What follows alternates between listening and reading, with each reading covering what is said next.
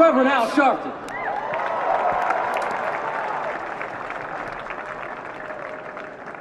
"50 years ago, when they came to Washington, it was not for an event.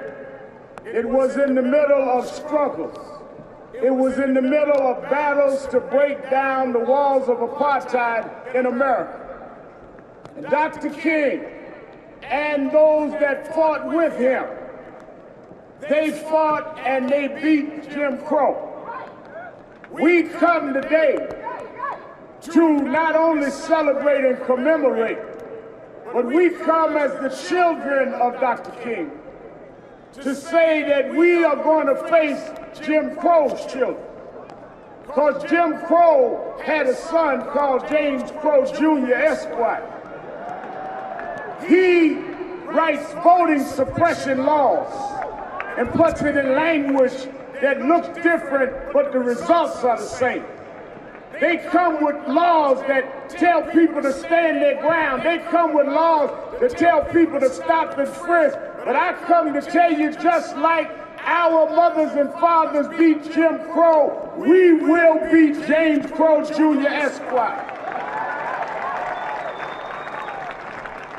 They call the generation of Dr. King the Moses generation. And those out here now, Joshua.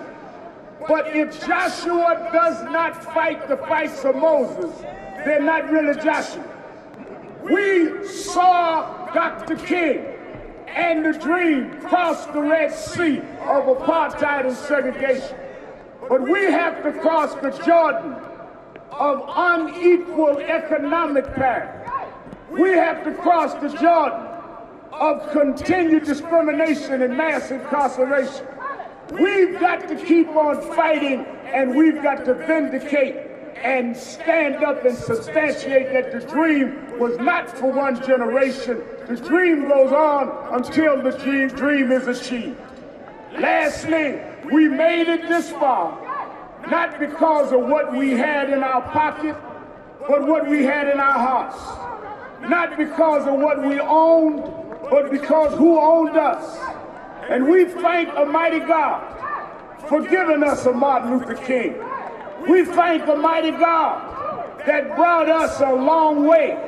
He brought us from disgrace to amazing grace. He brought us from the butler to the president. He brought us from Beulah to Oprah. He brought us a mighty long way. And we thank God for the dream, and we're going to keep on fighting until the dream is a reality. Thank you, God.